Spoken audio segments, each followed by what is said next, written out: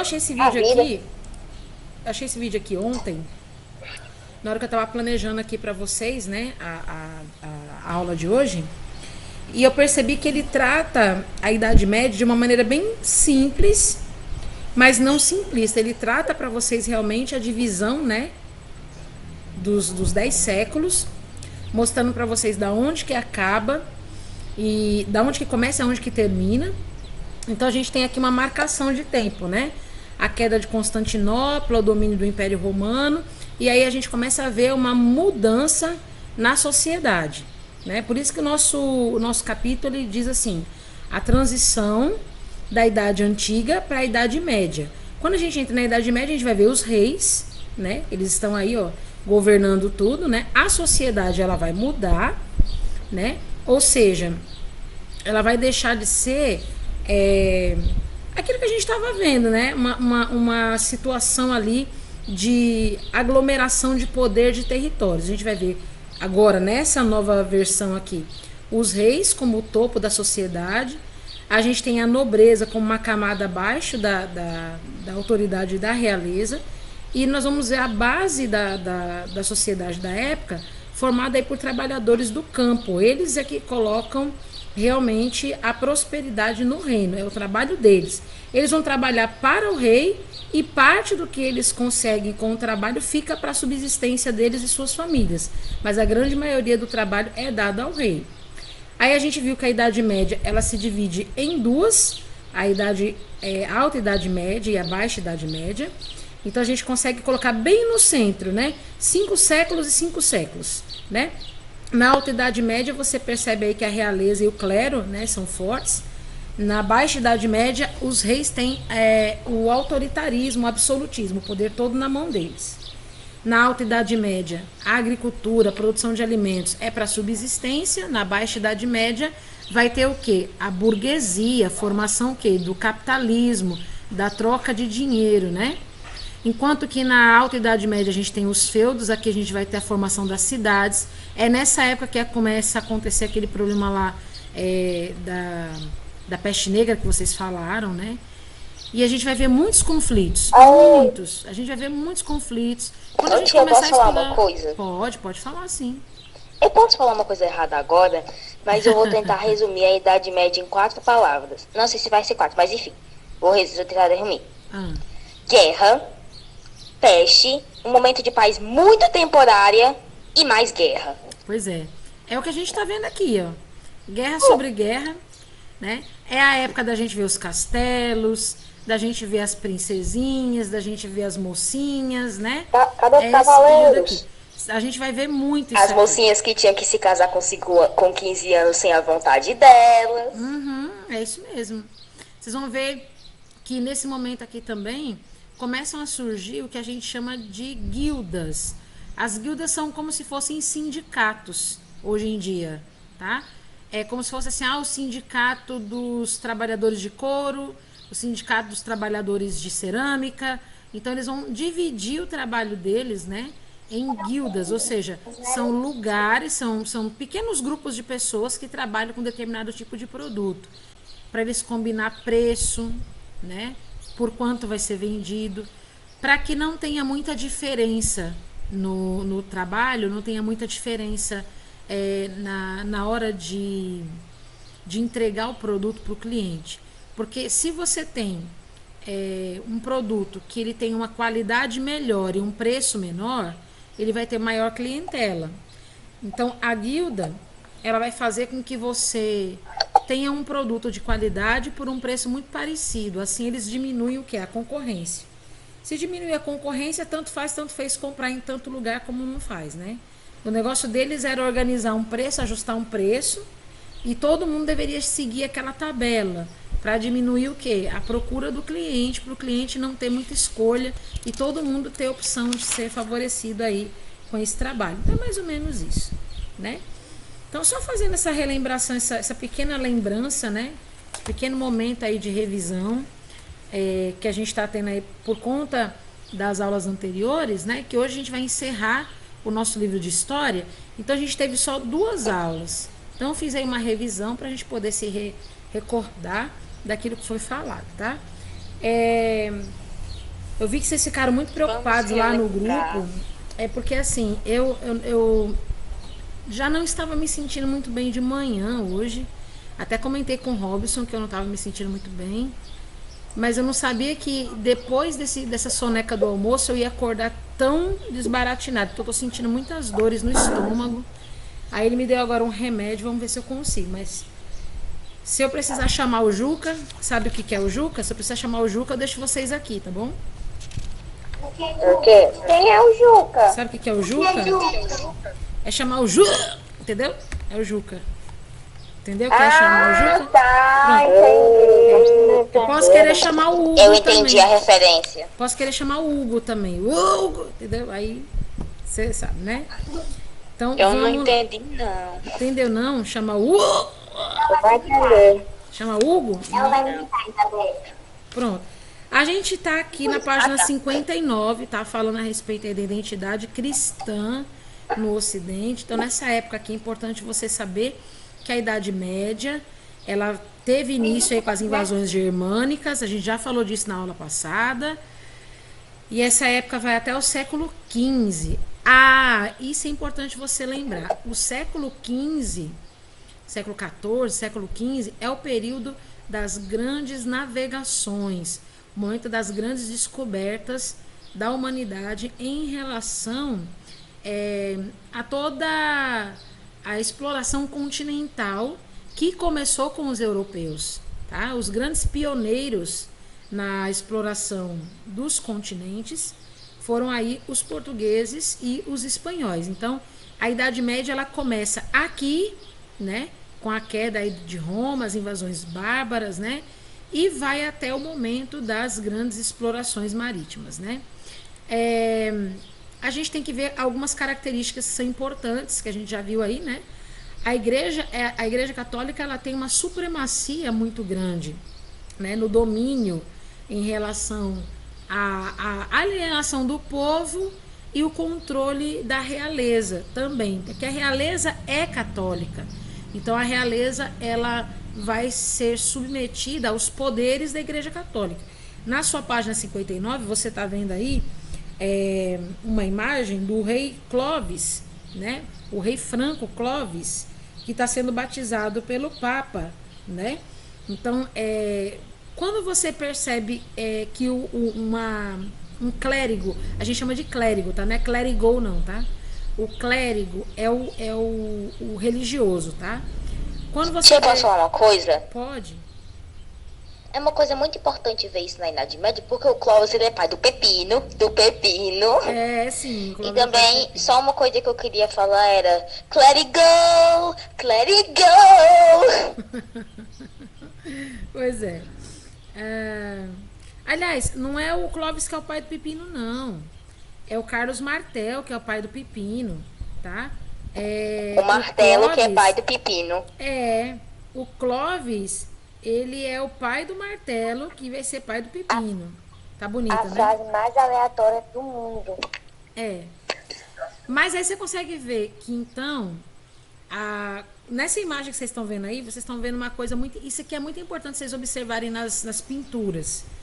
Vocês estão vendo uma imagem de um padre, de um papa, né, de uma pessoa da igreja, colocando a mão na cabeça de um rei. Nessa imagem, quem é que tem mais poder? O rei ou o Papa? O Papa. O Papa, por quê? Porque ele é que está dando plenos poderes ao rei. O Papa. Então, era assim que a Igreja Católica ela se sentia na época. Ela era extremamente rica, ela era uma igreja extremamente abarrotada de ouro, muito rica, e ela tinha plenos poderes sobre a realeza. Quando vocês forem ver... Porque se a Igreja Católica quisesse condenar aquele cara, mesmo que ele fosse o rei, ela poderia condenar. Sim. Porque a maioria da população estaria com ele. Então, era tipo uma pessoa contra 500 mil que acreditavam naquilo que a igreja dizia. Que para eles aquilo que a igreja dizia estava certo de qualquer maneira, mesmo quão absurdo que fosse. Sim. Ai, graças a Deus eu tô melhorando. O Robson deu um remédio aqui pra mim agora, tô me sentindo melhor. Graças a Deus. A Igreja Católica na Idade Média, ela se sentia tipo assim, a top, né? Sim, com certeza. E por que que isso acontecia? Porque era dado poder a ela, né? Ela tinha essa autoridade, ela tinha esse poder. É importante você lembrar, quando você for ver, eu não sei quando é que você vai ver isso agora, não sei se é no 8º ano, se ano que vem você já vê isso. Quando você for ver a nomeação de Napoleão Bonaparte, quando Napoleão Bonaparte ele for colocado como imperador da França, você vai ver o que ele faz nas fotos. Ele não deixa com que a Igreja Católica coroe ele como imperador. Ele mesmo pega a própria coroa, dizem os historiadores que foi assim, né?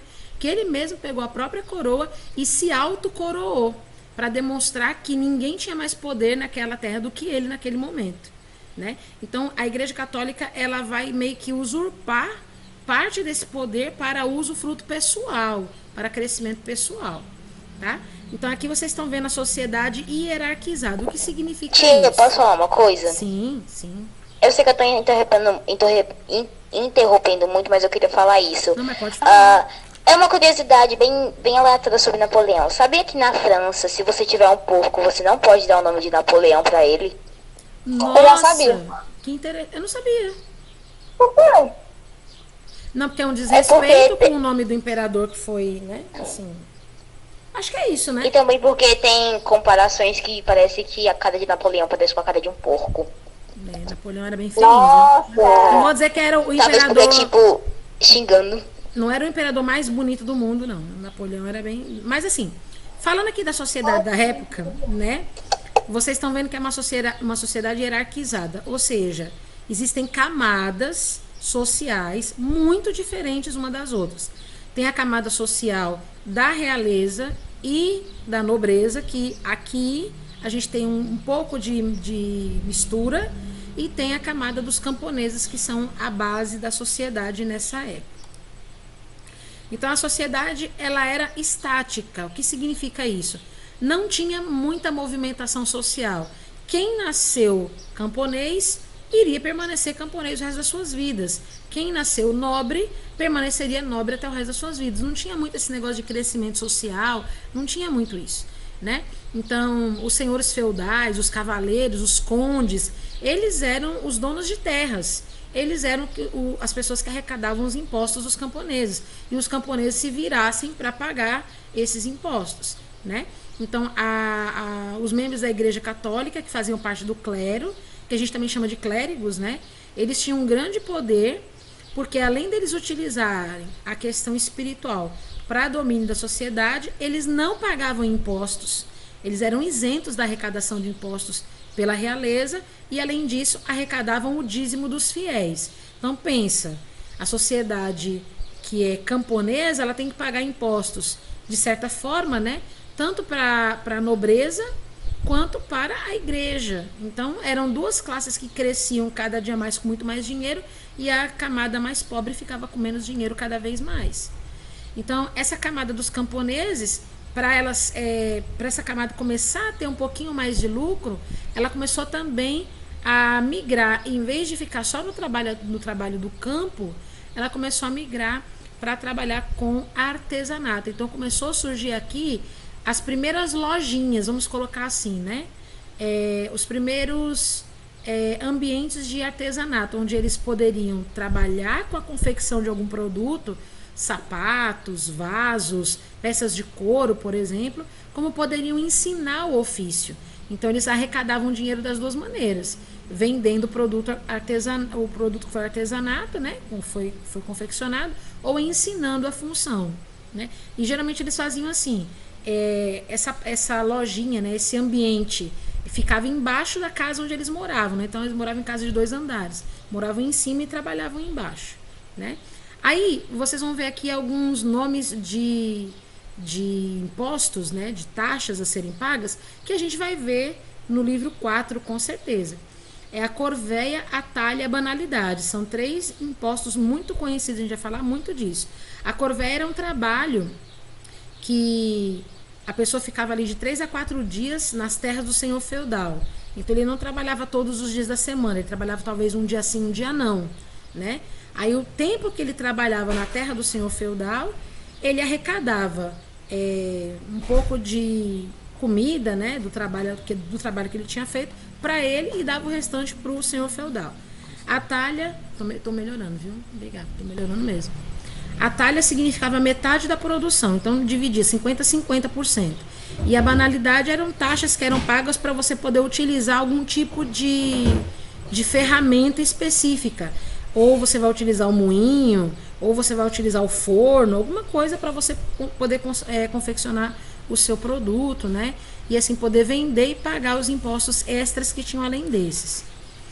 Então tá aqui mais ou menos, né, o sistema de produção feudal, né? Você vê aí todo mundo trabalhando nos pequenos territórios.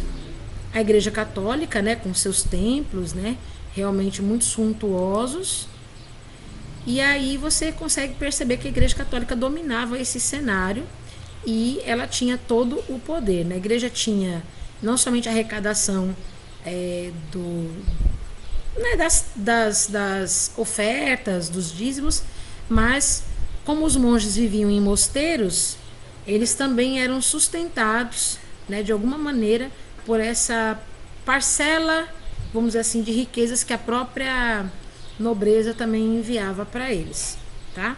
Então, o trabalho que a Igreja Católica teve nessa época não é um trabalho irrelevante. A gente também tem que observar que vocês vão perceber isso quando acontecer a transformação, né? Quando tiver como é que é? Eu estou esquecendo a palavra agora. Acontece uma intervenção de Martinho Lutero. Martinho Lutero, ele foi um monge que ele acabou traduzindo a Bíblia, que ela era somente em latim, para o alemão, para que outras pessoas pudessem ler. Então, nessa época aqui, ninguém poderia ler a Bíblia, porque a Bíblia era toda em latim. Ela era somente lida na época das missas, no momento das missas. Ninguém tinha acesso. Mas também, nessa época, a sociedade ela não era letrada, as pessoas não liam, não escreviam, não tinham muito acesso à educação. Então era difícil ler a Bíblia mesmo, né? Acontece então, eu estou procurando aqui a palavra e não estou conseguindo encontrar. Hoje tem Bíblia em todo canto, tem no celular. É o livro mais vendido do mundo. Tem Bíblia normal mesmo. É o livro mais vendido no mundo. Eles nem a Bíblia. Uhum. Então, o Martinho Lutero, o que ele faz? Agora eu lembrei. Ele faz a reforma. A partir do que ele faz, começa-se a reforma protestante. O que é a reforma protestante? É quando as pessoas protestam contra aquilo que está sendo pregado dentro da igreja. Então, o Martinho Lutero, ele era um desses monges que vivia dentro dos mosteiros, e a responsabilidade que eles tinham era a proteção espiritual da sociedade. Então, eles passavam o tempo todo rezando e copiando livros da Bíblia em latim, ou seja, duplicando, né, a Bíblia. Então o trabalho deles era de ser basicamente copista. A grande maioria dos monges aqui não liam a Bíblia também. O Martinho Lutero, quando ele começou a fazer uma leitura mais detalhada da Bíblia, ele entra em contato com o livro de Romanos e ele começa a entender, Romanos, Efésios, né? Ele começa a entender que as cartas de Paulo ensinavam a respeito da fé e da graça, né? Que a fé, a graça ela é um bem desfavorecido, você não precisa ter muitas coisas feitas para você merecer a graça de Deus, que a salvação não é por obras, que a salvação é pela fé em Deus, que não é por você fazer muitas coisas que você vai ao céu, mas é por você acreditar que Jesus Cristo é o Senhor. E aí ele começa a entrar num choque de realidade, porque o que ele está pregando, o que ele está ministrando nas missas é totalmente diferente do que ele está lendo na Bíblia. Porque na época que ele está ministrando isso, ele está falando, porque se você não quiser ir para o inferno, você tem que pagar o dízimo. Se você não quiser ir para o inferno, você tem que pagar os impostos para a igreja, né? Que era as indulgências. Se você não quiser passar por nenhum tipo de constrangimento com Deus aí no purgatório, tem que pagar tantas moedas por causa disso. Então ele está vendo que na Bíblia está diferente. Na Bíblia está falando que é de graça. Você não tem que fazer mais nada, porque o sacrifício de Jesus é completo. Aí ele entra nesse choque de realidade. E aí ele começa a ter conflitos com aquilo que ele está lendo com a Bíblia, a ponto dele ficar quase doido. Então ele começa a fazer transcrições da Bíblia e ele cria as 95 teses, né, que começam a colocar a igreja num processo bem delicado, e o poder da igreja começa a ser diminuído a partir daí. Quando as pessoas começam a interpretar a Bíblia da maneira correta e começam a entender que a igreja está sendo dominadora de uma verdade que não é daquela maneira que está sendo ministrada, né? Vocês me desculpem se eu falar alguma coisa fora do contexto aqui hoje. É uma hoje, coisa que você percebe que... É uma coisa que você percebe que vem, tipo, perdurando até hoje. Os mais poderosos dizem o que eles querem que seja verdade, e quem se opor a eles tá completamente errado. Isso, e aí começam-se as santas inquisições. A Santa Inquisição Nossa, tia, nem me fale das cruzadas. Porque, tipo, pra quem não sabe, as cruzadas é tipo, olha, eu estou te matando, você e toda a sua família, mas é em nome de Deus. Isso. E as Santas Inquisições era por isso. Quando alguém começava a sair fora de um padrão que era colocado, ele passava a ser perseguido aí por algumas pessoas que compunham a Santa Inquisição. Era como se fosse uma espécie de um júri, só que feito para condenar a pessoa como herege, né? Porque ele está saindo fora daquilo que estava sendo ensinado no início. Então a pessoa é meio obrigada a seguir os padrões que a sociedade segue também? Nessa época, sim, né? Logo você está vendo também... ou morria ou seguia, né? Né? Logo você também está vendo aqui como é que está sendo organizada aqui a organização social, né? Uma economia ruralizada. Que todo mundo aqui trabalha no campo, né? As pessoas não têm entendimento, cultura, né? Para se autodefenderem. Então, quando chegava alguém falando alguma coisa diferente para eles, eles abraçavam, né? Com unhas e dentes. Então, a essa época aqui que a gente tá vendo... Porque se você for olhar pelo lado dos nobres, eles até poderiam saber que era mentira, porque eles, assim como clérigos, eles eram as autoridades superiores, então eles sabiam das coisas que aconteciam.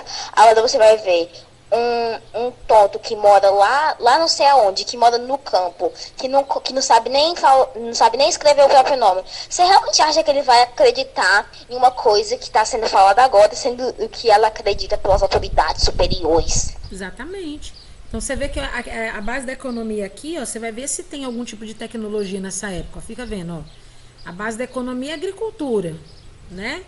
Tinha moeda na Idade Média, mas para você ver como é que era a cabeça do povo. O povo mal usava as moedas. Eles ainda baseavam o quê? Na troca de mercadorias. Ah, eu plantei arroz, troca eu acho que as moedas, né? E tal facilitava mais. Porque hoje nós já estamos acostumados a utilizá-las, mas naquela época ninguém tinha segurança nisso.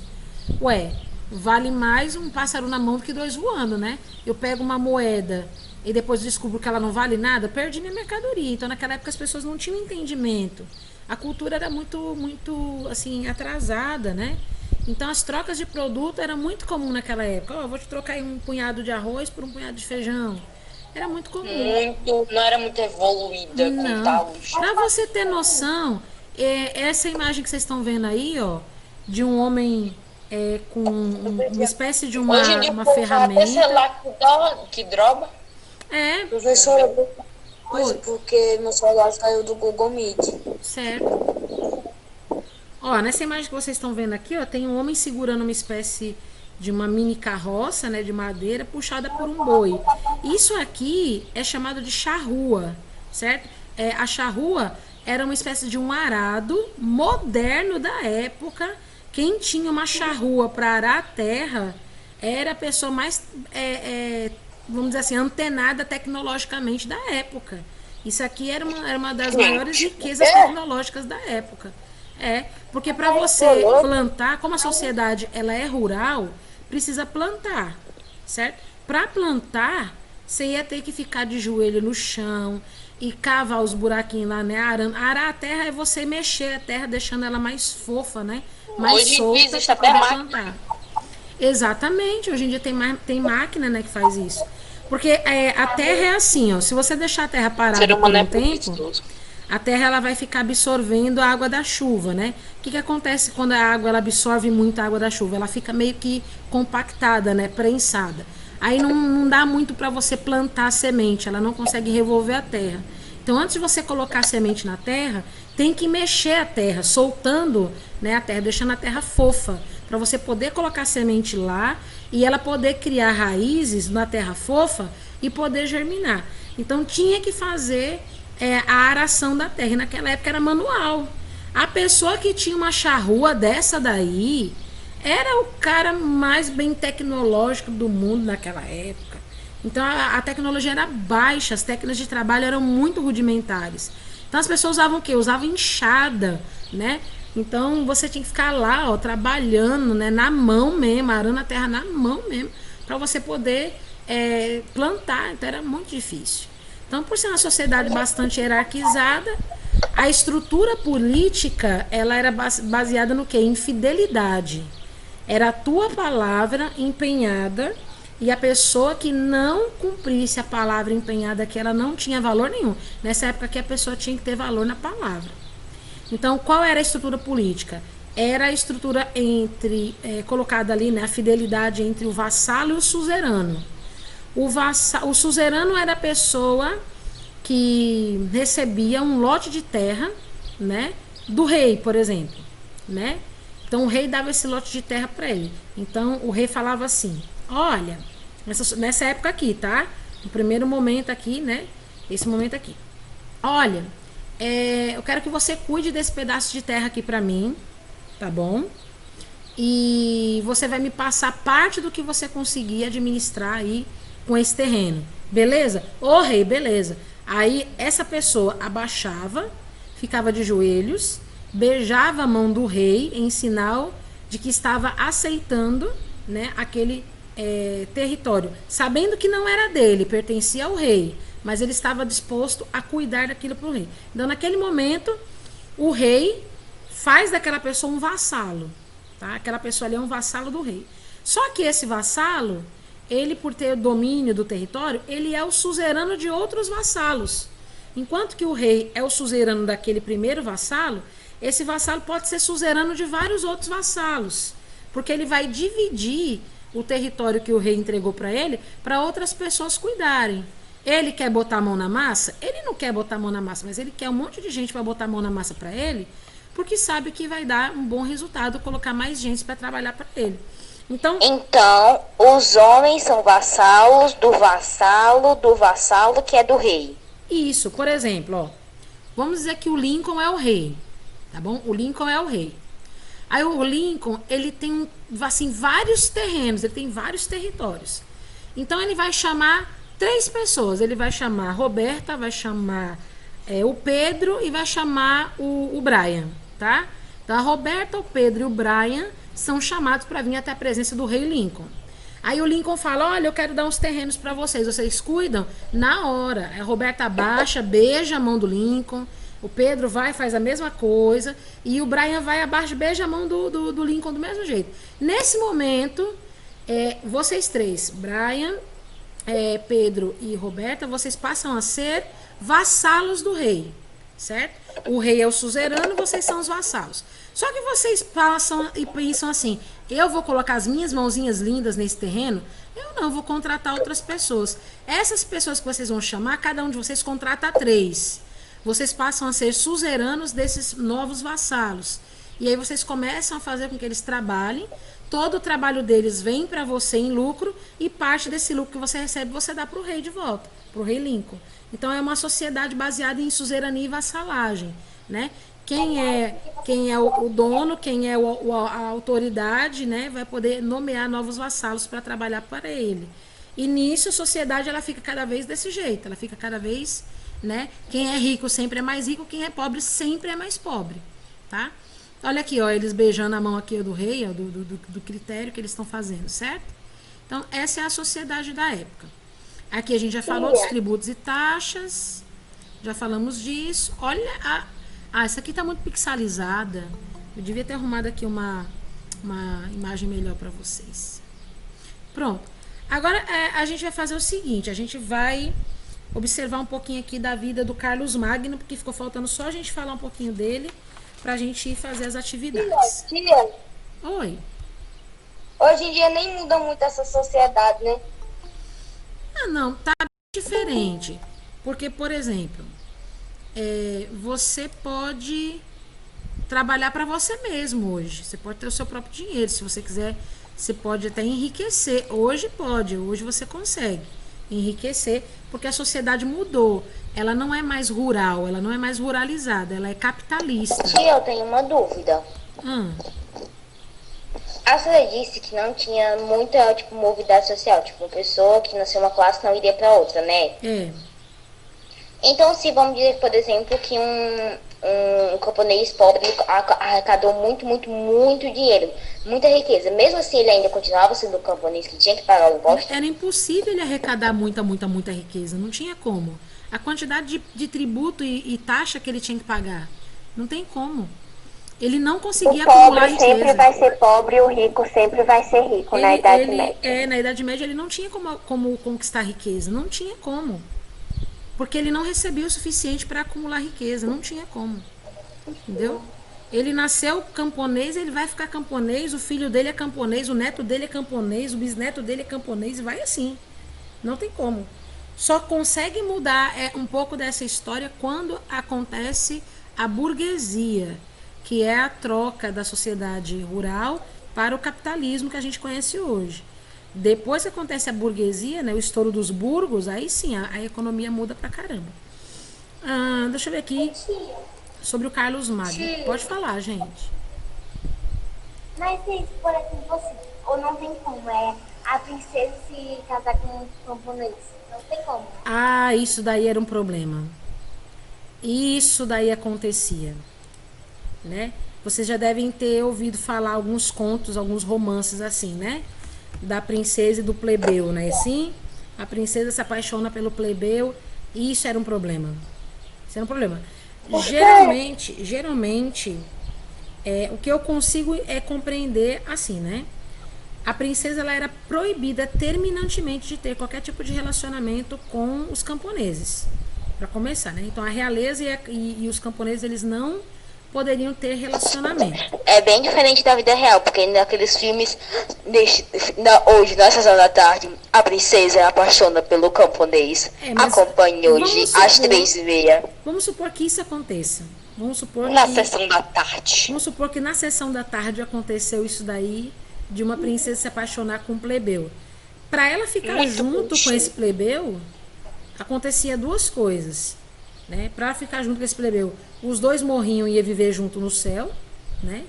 Ou então, só se ela conseguisse fugir, e sabe lá Deus por quanto tempo, se ela conseguisse fugir, e ela viveria, assim, ela abdicaria de todo o luxo, de toda a realeza que ela tinha conseguido até aqui, e ela ia viver pobre junto com um camponês bem longe. Tia, eu tenho uma dúvida. Lindo, um amor proibido. Lindo? Sofia. Lindo, né? Na primeira opção os dois morriam, mas é lindo, Roberto, né? pessoas morrem fazendo isso e você acha lindo? Mas é lindo, eles morrem por amor. Meu Deus, Roberto, não precisa rever Por um lado é lindo, porque a gente precisa rever os nossos conceitos. por um lado é lindo e por outro não, porque eles morrem. Nós precisamos rever nossos Tia, eu conceitos. queria falar, eu tenho uma dúvida, Eu tenho uma dúvida. Se, por exemplo, isso acontecia com a princesinha bonitinha que se apaixonava pelo camponês e abdicava da sua riqueza. Se, por exemplo, um nobre homem, já que tinha muita diferença social, se um nobre homem se apaixonasse por uma plebeia lá, ele, poderia continuar rico e levar ela pra morar no palácio dele? Não, porque ele seria mal visto pela sociedade. Ele poderia até manter um relacionamento secreto com ela, por ser homem, né? Ele vai ter um pouco mais de facilidade com isso. Mas assumi-la como assim, mulher, não. Ele poderia assumi-la como amante, como alguma coisa assim. Mas eu coroo essa como a minha rainha. não tem como.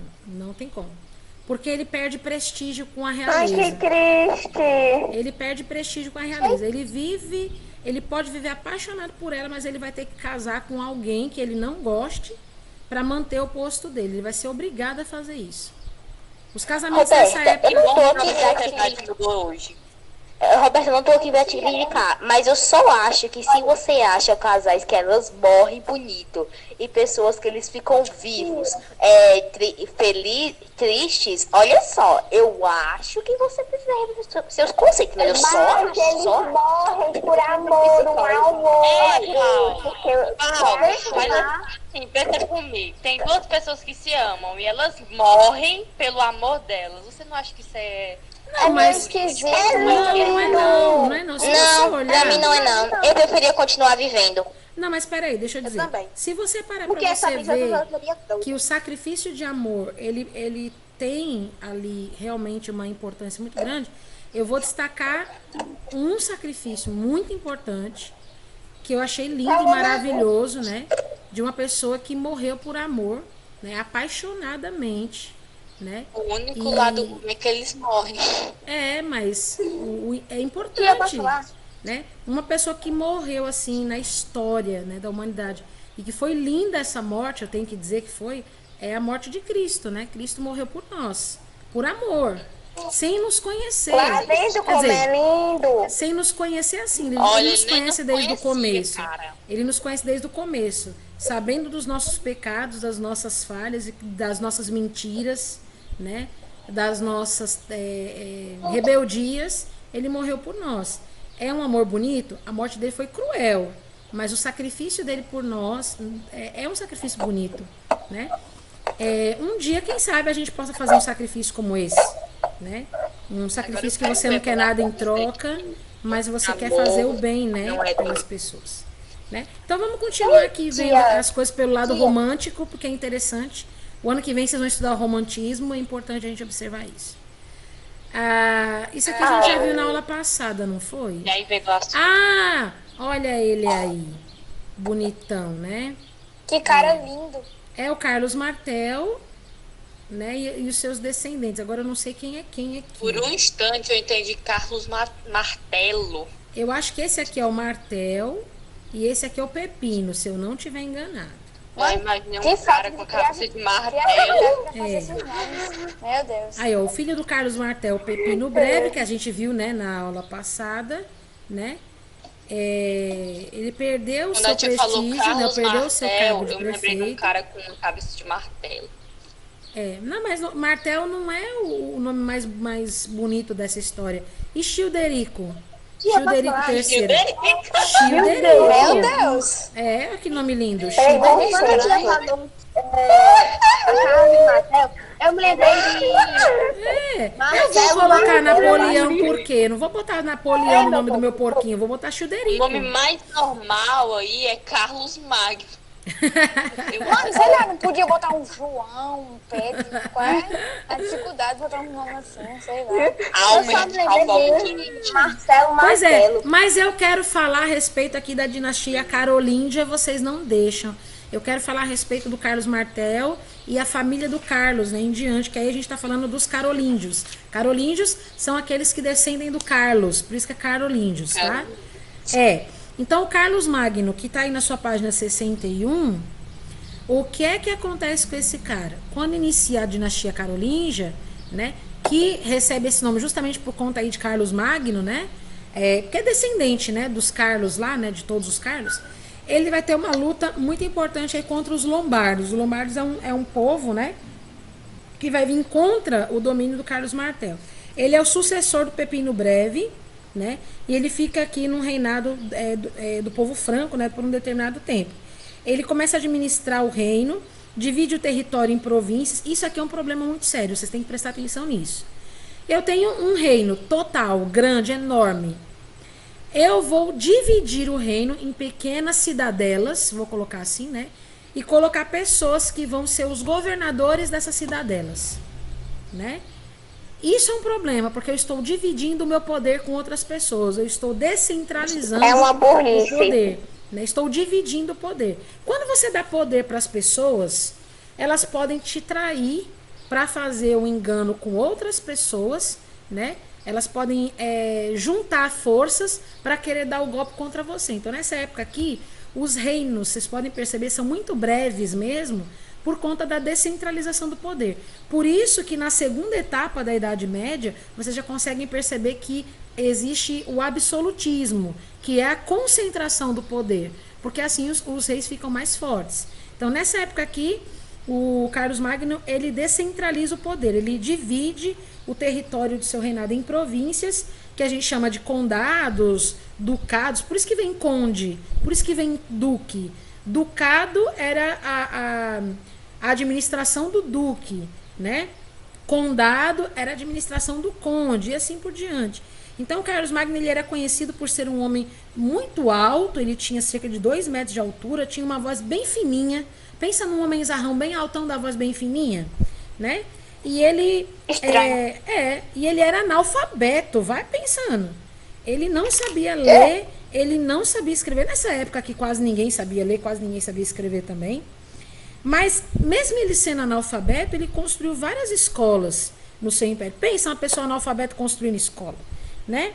Então, as escolas, você tem que também entender que nessa época aqui, os professores das escolas eram os que sabiam ler. Quem é que sabia ler nessa época? Os padres, os monges. Então, geralmente as escolas, as primeiras universidades do mundo surgem dentro da Igreja Católica, tá? Dentro desse período aqui. Gente, o poder da Igreja Católica só aumenta. Por quê? Primeiro, eles estavam de mão dadas com o rei, então eles tinham poder sobre a monarquia. Eles aproveitavam que o povo não sabia de nada, então eles tinham poder sobre as pessoas. E agora eles têm poder sobre as crianças que estão se formando. Então, o que eles vão dizer lá, as crianças vão levar como uma coisa mais importante da vida delas e vão achar que tudo isso até o fim da vida delas está certo. Exato. Pra você Eles ver, são né? inteligentes. A igreja ela aproveita das fraquezas ou da situação das pessoas e meio que aproveita de se faz com que ela fica mais poderosa. Isso. Mas assim.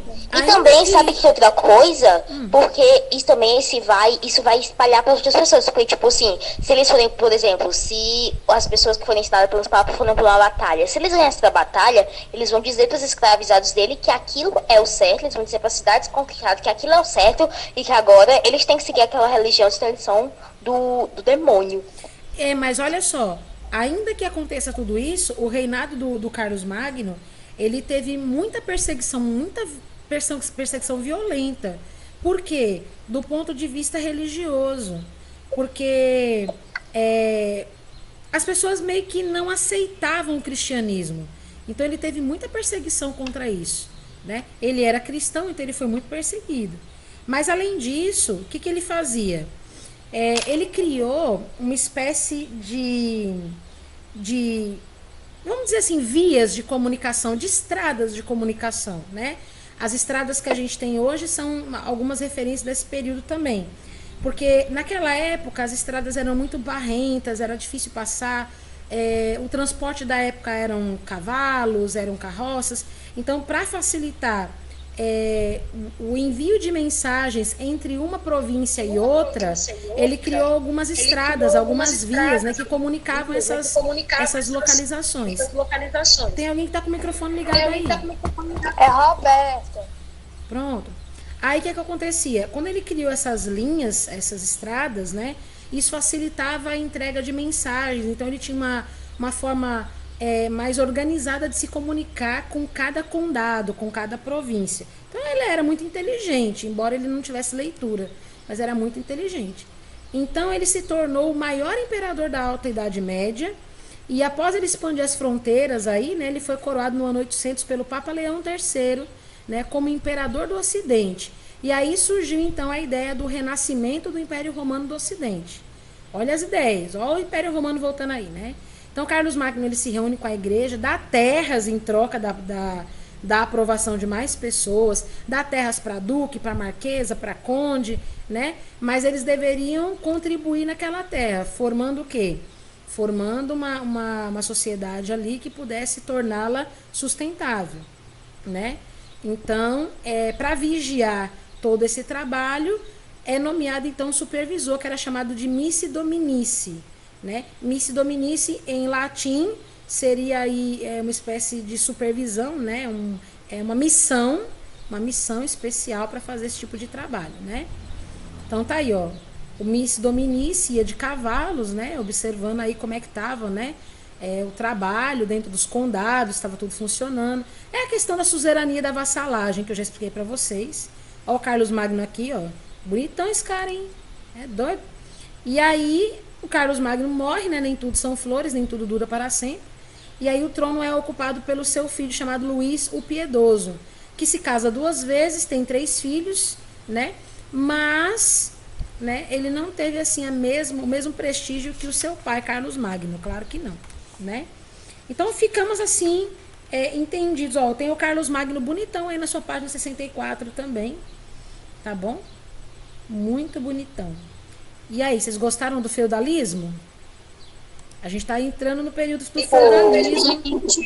Vocês vão ver não posso dizer que eu gostei. Eu só, tipo assim, eu gostei do tema. Agora, dele, eu posso dizer que é interessante. Porque tem muita coisa errada aí. Ah, tem. Vamos fazer atividade pra gente encerrar o livro? Hoje tem só 3 páginas. 63, 64, 65. Bem rapidinho. Tá? E a página 66 é para casa. Também bem rapidinho. Hoje tá suave, gente. Hoje tá suave. Ó. Que página? 63. Eu quero que você explique como que era a população... Tia, eu só queria falar uma coisa. Sim.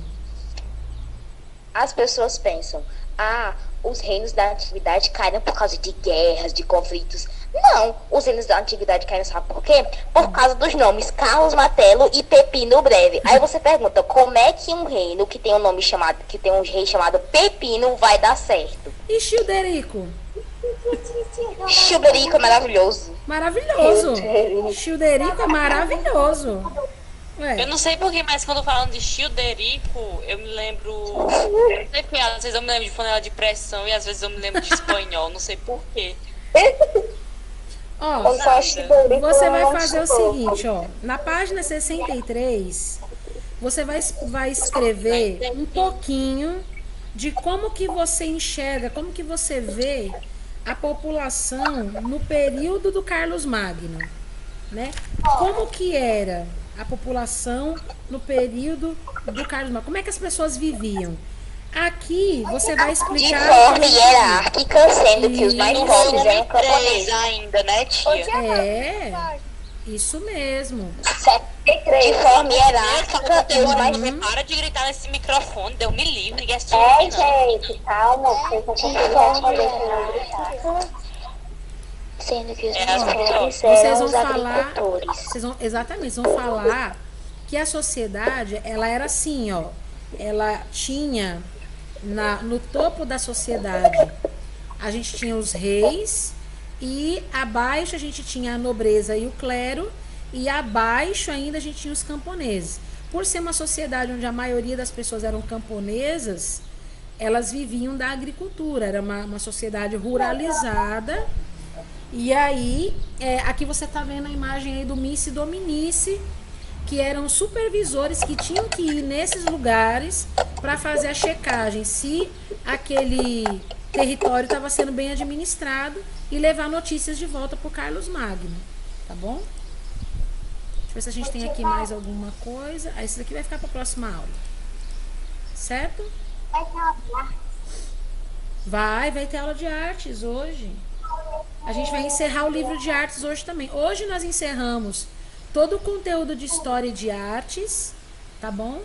E aí, na próxima semana, nós vamos ver quais são as disciplinas que ainda faltam a gente terminar, pra gente dar início ao livro 4, tá bom? Vou pedir autorização para nós. Que é pra gente fazer. Tia, depois, quando a gente tiver um tempinho, em alguma próxima aula, quer dizer, na próxima aula a gente vai estar estudando no outro conteúdo, mas enfim. E quando a gente tiver um tempinho, sei lá, enfim... A gente tipo, podia falar um pouquinho sobre a peste negra. A gente vai falar na próxima aula, com certeza. Deixa eu chamar aqui o Robson rapidinho. A Sra bem que podia passar o vídeo dos Impérios AD. Eu procurei, mas não tem. Eu procurei hoje, mas não tem. Mas enquanto a gente tava vendo o primeiro vídeo, eu vi ali nos sugeridos. Não a respeito do tema de hoje, né? Não tem, mas tô falando do tema da peste negra. Não, da peste negra tem, negra tem. Não, eu vi um meme que era assim da peste negra. Do tema assim, de hoje não tem. Em não sei quantos anos, usando uma máscara de ferro. De boa. Aí, povo do coronavírus usando uma máscara. Agora tô sem ar. Eu procurei a respeito do pepino breve, dos francos, lá no Impérios AD hoje, mas não tinha. Tá? Então tá aqui, ó. Vocês podem colocar aí na página 63 que a sociedade ela era hierarquizada e explicar um pouquinho com as suas palavras, né? Mas tá aqui, ó, um pouquinho da sociedade Você pode resumir, tá? Faz uma paráfrase daí do que você pode entender e coloca aqui. Não precisa escrever muita coisa, não. Coloca só o que você vai compreender. Ok. Tia, posso falar minha resposta? Pode sim. Eu coloquei assim. Depois do De forma hierárquica. eu esqueci o nome. Oi? Depois dos reis eram o quê? Que eu esqueci o nome, fugiu da cabeça. Hierarquizada? É. Tá aqui, ó. Tia, minha resposta foi Sociedade assim. hierarquizada. Tá vendo? Tá aqui, ó. Bem aqui. Tia, minha resposta foi assim. De forma hierárquica, sendo que a maioria da população era camponesa eram camponeses e a nobreza estava no Gente, topo. vocês estão em que questão? Na 63, na página 63 tem uma questão. A gente tá nessa questão. Ok. Ok, tia, tá bom. Gente, mais uma vez eu peço desculpas a vocês, tá bom? Pelo atraso da aula.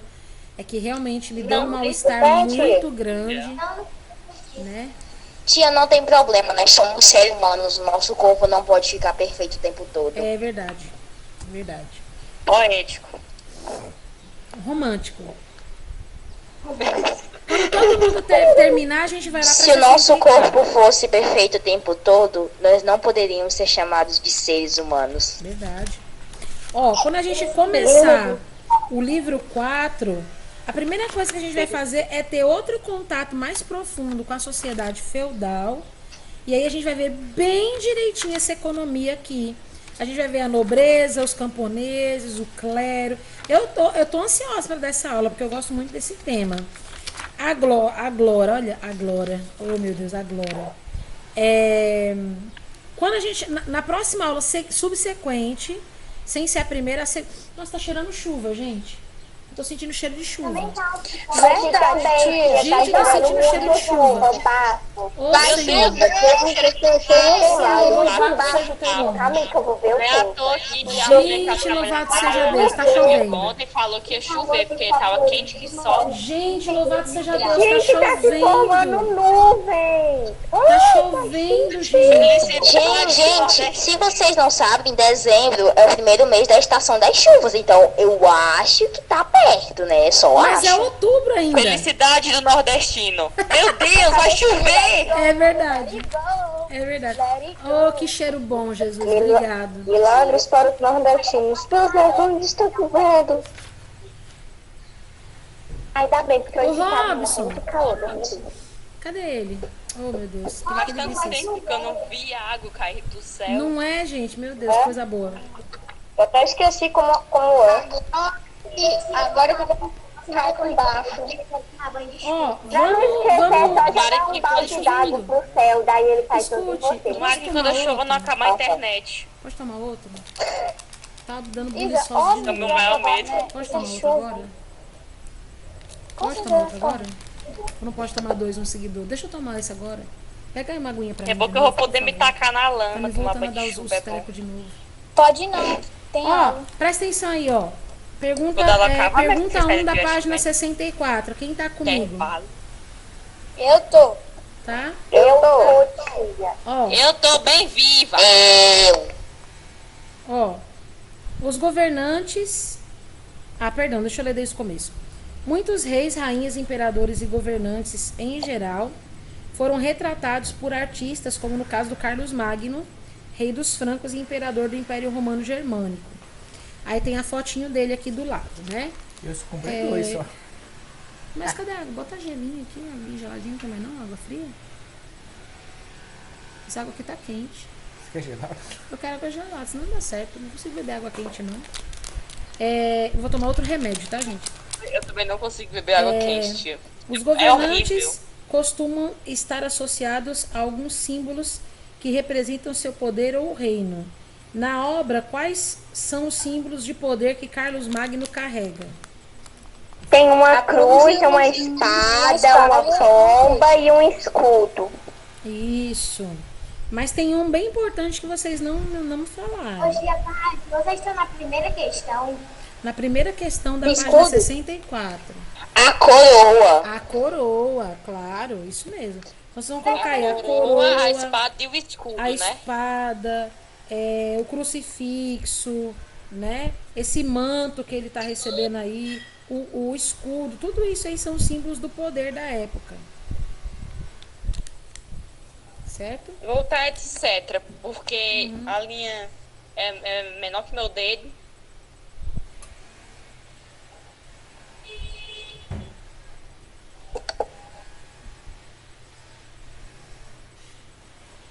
Eu fui botar escudo, eu escrevi escudo. Aí você consegue me dizer, na questão 2, por que que o rei foi retratado com uma espada numa mão e uma cruz na outra?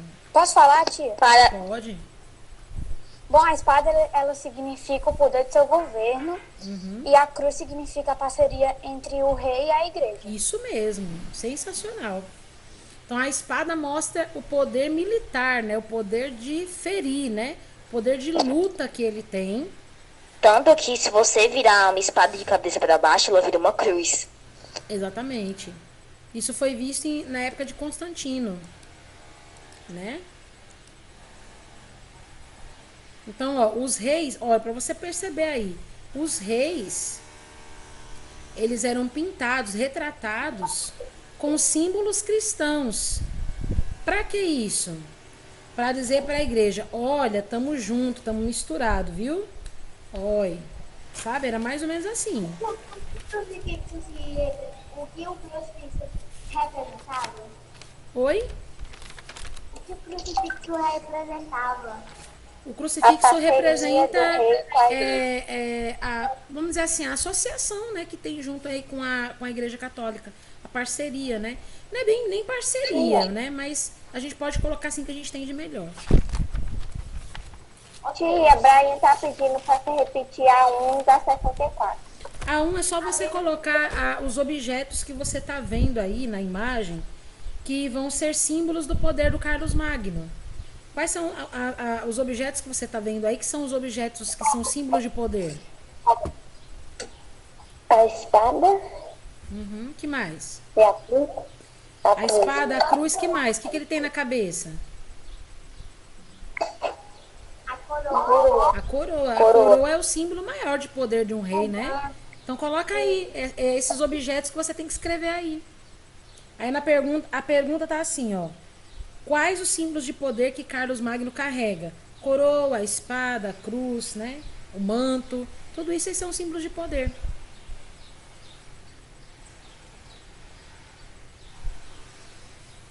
Mas ferve tudinho esse remédio por dentro quando eu bebo. Meu Deus do céu. Tá lebrinando, ó. Ô, Jesus, louvado seja o nome do Senhor. E já tá pingando. Tomara que A umidade do ar deve estar em 50.000%. Gente, qual é a temperatura agora? 50.000 graus abaixo do sol, com uma pequena incidência de fogo flamejante e, é claro, com um pequeno toque de deserto do Saara embutido. Ó, vamos lá pra página 65. Passei aqueles cabos que falam. Meteorologista. Vai, gente, quem sabe a temperatura agora? Vamos lá pra página 65. 39 tá diminuindo aí. Legal. Realmente, diminuindo para 50 para 39. Não, é porque antes estava 39 e agora tá 39, tá diminuindo. Tem que ter Ó, poder. página 65. Ah, Página Só 65. comemoraria mesmo se fosse tipo 23 graus. Vamos lá, página 65. Todo mundo comigo, ó. Deixa eu colocar aqui o carregador no meu celular, porque ele já está descarregando. Aqui nós vamos observar outras histórias que aconteciam durante o período da Baixa Idade Média, tá? Não tem mais nenhuma relação com esse período que a gente está estudando agora. Mas em outros lugares do mundo, a história também não parava.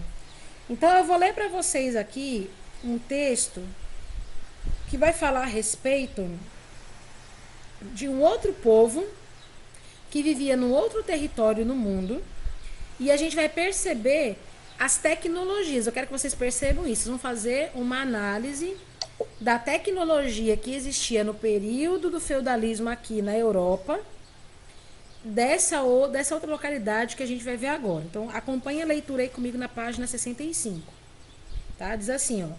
Enquanto a Europa vivia o período de baixa Idade Média, sob as autoridades da Igreja Católica e da coroa de Carlos Magno, ó, preste atenção, enquanto tudo isso está acontecendo, uma sociedade cada vez mais fechada em si mesma, em virtude das ameaças e dos povos invasores, do outro lado do Atlântico, ou seja, na América, né, no atual território da Guatemala, certo?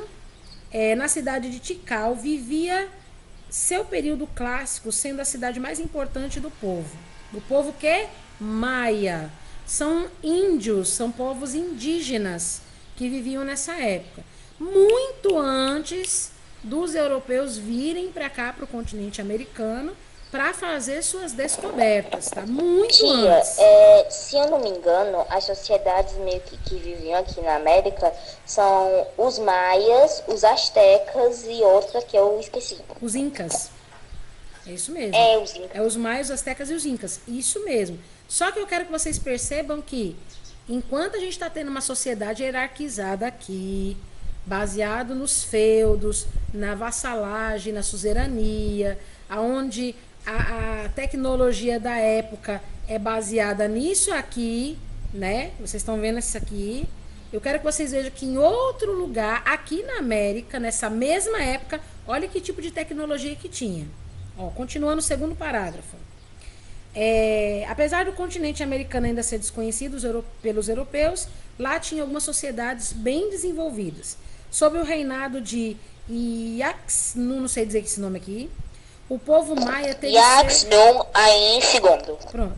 O povo maia teve seu período áureo no começo do século IX, com a conclusão da construção do seu principal templo por volta do ano 810 em Tikal. As técnicas arquitetônicas, os referenciais artísticos, o modo de organização dessa civilização urbana evidenciam o grau de desenvolvimento dos maias muito antes da chegada dos europeus ao continente.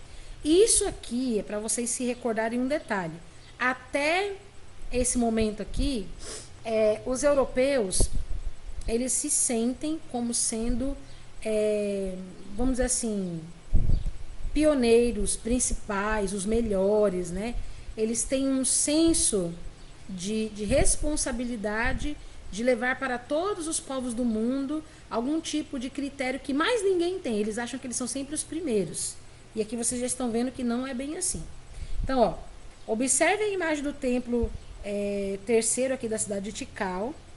E nós podemos dizer que os maias dominavam quais conhecimentos? Olha só esse prédio aqui, ó. Isso aqui foi construído, essa altura toda que vocês estão vendo, na época da Baixa Idade Média, onde não se tinha tanta tecnologia assim na Europa, mas aqui na América já se tinha isso, tá? Então, o que você pode observar aqui nessa imagem? Primeiro, eles tinham conhecimento de arquitetura, de engenharia e de matemática, porque para desenvolver uma construção dessa, precisava saber tudo isso. Então, na pergunta número 1, está perguntando para vocês assim, podemos dizer que os maias dominavam quais conhecimentos? Coloque aí. Arquitetura, engenharia e matemática. Porque sem esses três não tem condição deles construir algo tão gigantesco dessa forma. Tá bom? Pronto, tia, já coloquei. Colocou? Quais são mesmo, tia? Arquitetura, engenharia e matemática. E matemática. Segunda pergunta. A Europa do século IX assumiu um estilo de vida rural em razão da violência das invasões que atingiam as cidades. É possível afirmar que nessa mesma época os maias tinham o mesmo estilo de vida? Você acha que eles tinham o mesmo estilo de vida? Eu acho que não, porque eles eram muito mais avançados. Isso, exatamente. Então os maias, eles tinham um estilo de vida mais urbanizado, como a gente acabou de ler no texto, né? Então, enquanto que a Europa do século IX tinha uma vida ruralizada, como vocês estão vendo aqui na imagem, né? Eles tinham ali técnicas de trabalho agrícola muito rudimentar.